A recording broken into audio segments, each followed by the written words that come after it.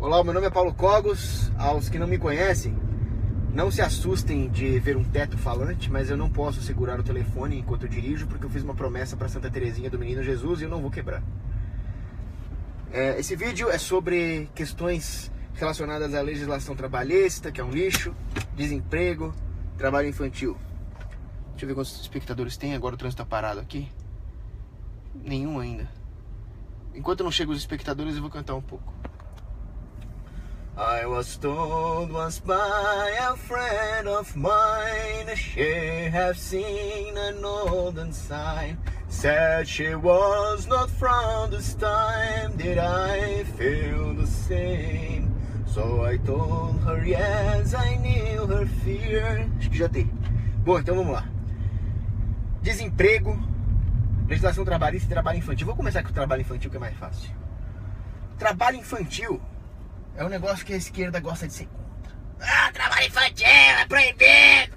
Mas se vocês forem reparar, só é proibido, a esquerda só fala mal do trabalho infantil quando é um trabalho comum, um trabalho convencional. Quando é um trabalho fofinho, né, ator de novela, modelinho, aí tudo bem, aí pode.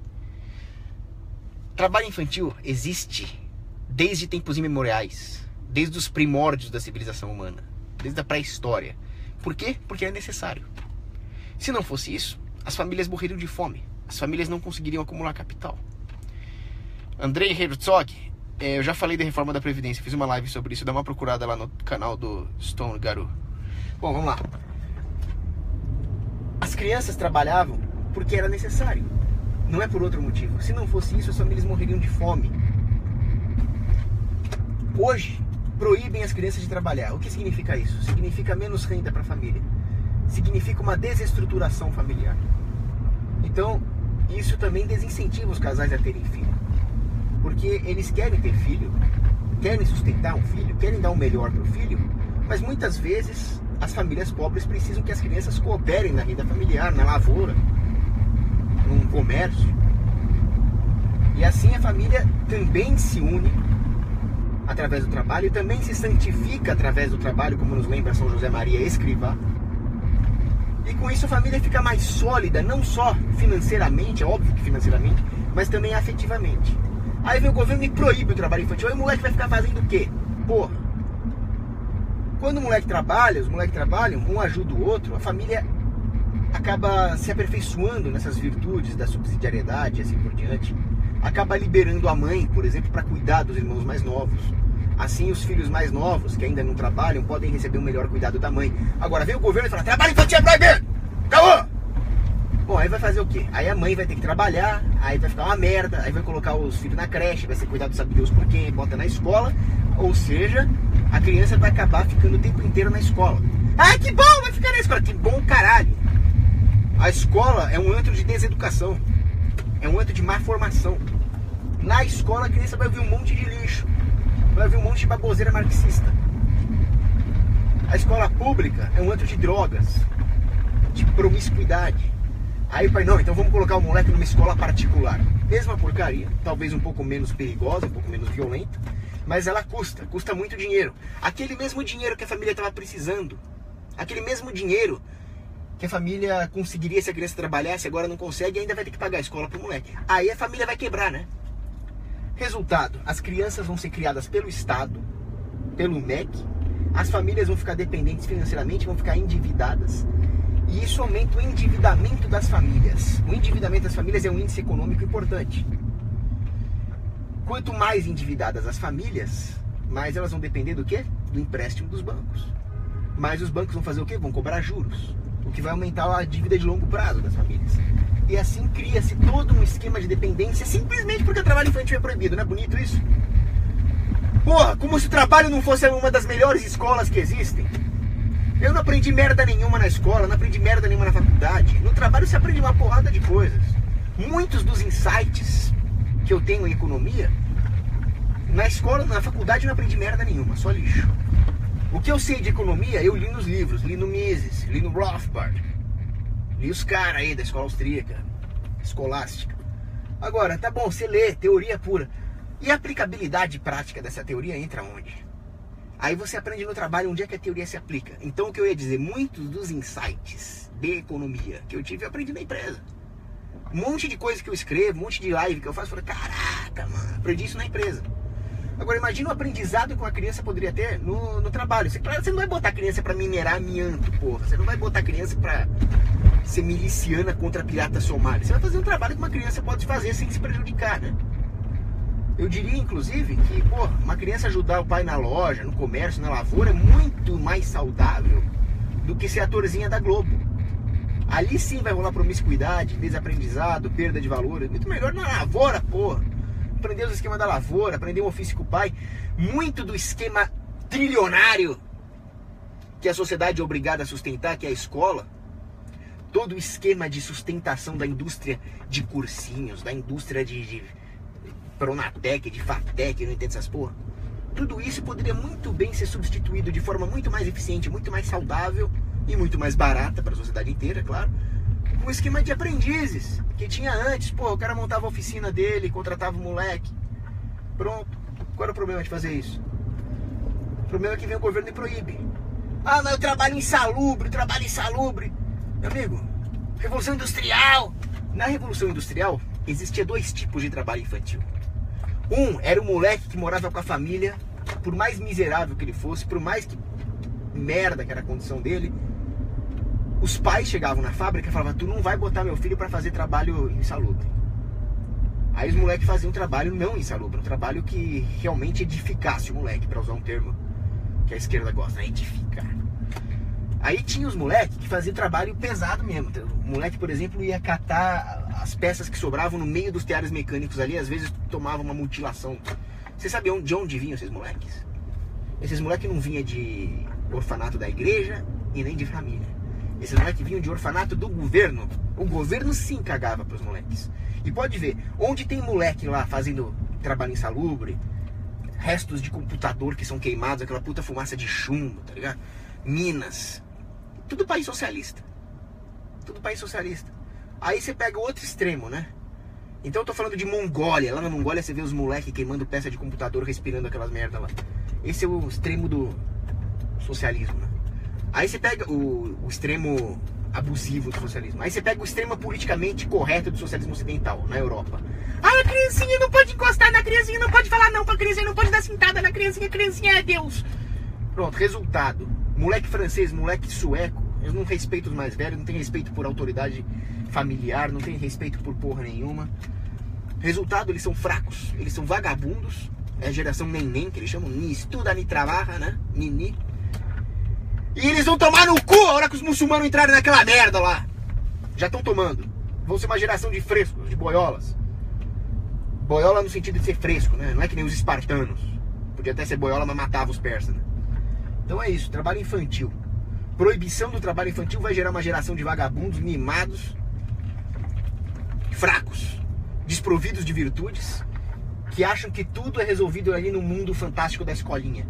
Porra, como é que você quer que uma criança aprenda sobre o mundo se ela não pode ir pro mundo? É obrigada a ficar trancada num cubículo com uma vagabunda de uma professora comunista falando merda pra ela. Trabalho infantil. Libera, porra, do trabalho infantil. Tem que ser liberado. Tem que ser liberado. As famílias precisam acumular capital. Quando as famílias finalmente puderem acumular capital, elas vão ter liberdade financeira para dar todas as outras condições para os filhos. Viagens. Pô, é muito mais interessante para um moleque fazer uma viagem ali para Fátima, fazer uma viagem ali pelas vielas das cidades italianas de Lucca. Aprende muito mais, pô, conhecer o mundo, né? Do que para uma escolinha. Agora, para conhecer o mundo precisa ter grana, pô. Deixa as famílias acumularem grana do jeito que elas quiserem. Não enche o saco das famílias. Pô. Bom, agora vamos falar de desemprego, que era o outro tema do vídeo. O que é o desemprego? Os economistas têm uma porrada de definições para o desemprego, uma mais escrota do que a outra. Para medir o desemprego. Pô, desemprego é a coisa mais simples do mundo. Desemprego é quando o cara precisa de capital e não consegue meios para ter. Porque se eu tiver todo o capital que eu preciso, eu não vou ter que trabalhar. Então eu não sou um desempregado. Eu sou um aposentado natural. Agora, se eu não tenho o capital que eu necessito para a produção da minha subsistência, para a produção das minhas próprias necessidades, eu vou ter que trabalhar. Agora, se ninguém me oferece um trabalho e me dê capital ao invés de queimar o meu capital, eu estou desempregado. Então, vou dar um exemplo. Eu preciso de R$1.000 para comprar comida, para comprar água, para sobreviver, certo? Não tem ninguém que me ofereça R$1.000 por nada no mundo, então eu estou desempregado. Aí tem um cara que me oferece R$1.000, só que ele exige que eu trabalhe lá 18 horas por dia. Se eu trabalhar 18 horas por dia, eu vou morrer de exaustão. Eu não vou ter tempo para nada, eu não vou ter tempo de me aperfeiçoar e tal. Bom, então eu estou queimando capital, porque tempo é capital, laços com a família é capital, autoaperfeiçoamento é capital. Então, pô, não adianta ele me dar R$1.000 e me tirar 18 horas do meu dia, não vale. Então eu continuo desempregado. Ou seja, a hora que o cara me oferecer mais do que ele me pede, nessa hora eu vou aceitar trabalhar para ele e não estou mais desempregado. Essa é a definição de desemprego. Esta é a definição de desemprego. Agora, já definimos desemprego aqui, acabou. O que é preciso então para empregar as pessoas? É preciso que haja uma capacidade dos fatores de produção de remunerar a mão de obra de forma a compensar a desutilidade do trabalho. Como é que você faz isso? Quando as empresas têm capital acumulado. Dessa forma, elas podem aumentar a intensividade do capital, que vai aumentar a produtividade marginal da mão de obra. Como é que as empresas podem acumular capital, vírgula, porra? Se o governo não fuder com elas. Se elas forem livres para acumular esse capital. Então a primeira coisa que devia acabar, imposto sobre lucro corporativo. Isso é uma puta sacanagem com o trabalhador assalariado. Isso é uma puta sacanagem com o consumidor, que somos todos nós. E a segunda coisa, as leis trabalhistas, caralho. Eu acabei de sair de uma reunião com um representante lá. E falei, pô, tem que ter meta para esse cara. Se você só fala meta qualitativa, ó, tem que melhorar. O cara não tem objetividade. Vamos botar uma meta numérica. Vamos colocar aqui números, prazo. Aí o diretor fala pra mim que não dá pra fazer isso. Por quê? Porque ele não tem vínculo empregatício. Se você colocar no contrato uma meta objetiva numérica, aí ele, pela legislação trabalhista, ele vai ter vínculo empregatício, vai entrar na CLT, vai dar merda. Porra, eu não posso fazer um contrato com o cara com metas numéricas porque o porra do governo vem interferir no meu contrato. Vai se fuder. Por isso que as empresas não vão, porra. A minha até vai fatores de produção que aumentem a produtividade marginal da mão de obra. No final das contas, toda a porra de legislação trabalhista impede o processo de acúmulo de capital das empresas. O que reduz a produtividade marginal da mão de obra. Ao mesmo tempo, baixos, os produtos vão ser mais caros, ou seja, a qualidade de vida se fudeu, mas o governo faz a médiazinha dele, né? Elege o populistinha trabalhista de merda que devia tomar um tiro no saco. É só para isso que serve. Então a legislação trabalhista é um sintoma típico de uma democracia. Fode todo mundo no longo prazo, mas a curto prazo... Se você não entende que democracia é isso, você não entende o que é democracia. Democracia é lobby. Democracia é curto prazo. Democracia é demagogia. E é perdas gerais no longo prazo difundidas para toda a sociedade. Isso é democracia. Legislação trabalhista é democracia, legislação trabalhista é legislação trabalhista. A democracia é um sistema político, é um artifício político para expandir o poder, a despeito da lei natural. E o fascismo é o seu modo de operação econômica. É o lobby de grupos de interesse, não sai disso. Bom, acho que é isso que eu tinha para dizer. Ah, sim, um tema interessante que bom, já cheguei, né? Um tema interessante para falar aqui são os sindicatos. Sindicato é uma coisa boa ou ruim? O sindicato é uma coisa boa, desde que ele não tenha relações com o Estado. O que é o sindicato? O sindicato é uma forma dos trabalhadores assalariados, sei lá, uma categoria XYZ, aumentar o seu poder de barganha junto aos empresários. Não tem problema nenhum. Uma associação de empregados. Uma associação de empregados, talvez para se ajudar. Dentro dos princípios da subsidiariedade, eles podem se ajudar com gastos de saúde, com seguros, com proteção física, com contratos.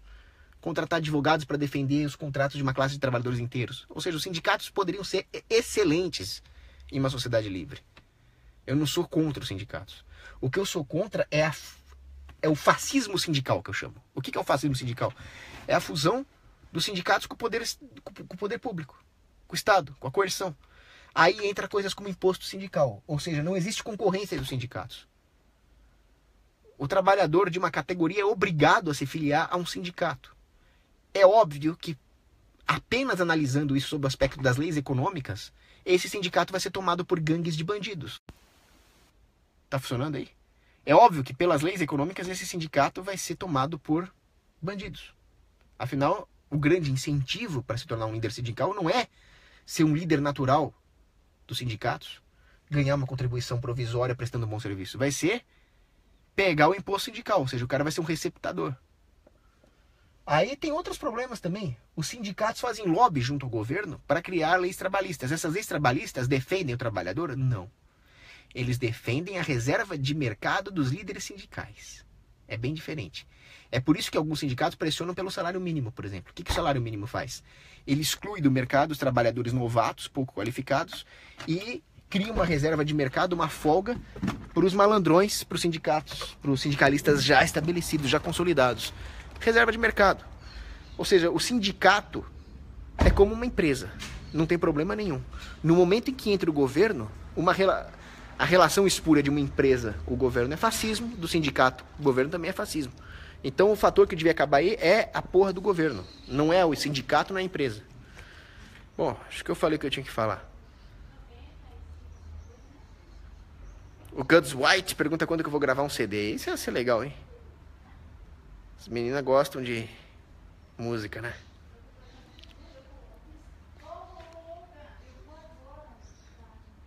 O Nasser Mohamed nos lembra aqui que até os trabalhos fofinhos estão ameaçados, né? Eu não sabia disso, mas ele fala aqui que no SBT 2 atores mirins foram afastados. Agora nós vamos ficar sem atores mirins. Como é que você vai fazer um filme com personagem criança, né? Também o governo vai destruindo tudo aí.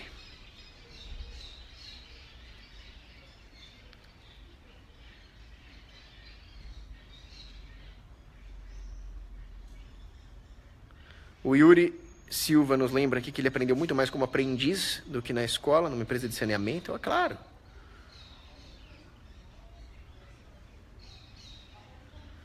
O Felipe Assad nos lembra muito bem, o governo coloca um monte de burocracia para o maluco ter experiência de trabalho, aí o resultado é isso aí. Um monte de engenheiro eletrônico. Eu falo engenheiro eletrônico porque, porra, eu admiro um cara que é engenheiro eletrônico, que eu não sei nem mandar e-mail direito, cara. E aí esse coitado acaba dirigindo táxi por aí.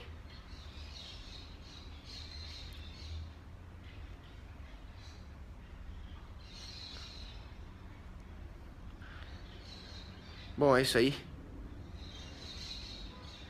Para terminar a live, o Lucian Morgan pergunta se eu uso algum produto da minha empresa. Vamos lá. Eu uso shampoo, uso condicionador, uso protetor labial, principalmente agora que o clima está seco, então quando o clima está mais frio. Uso o C mais C, que é o creme anti-idade, para preventivo, né? Uso desodorante. E uso, de vez em quando, eu uso creme de mão também, porque ele tem filtro solar. Bom, é isso aí. Abraço.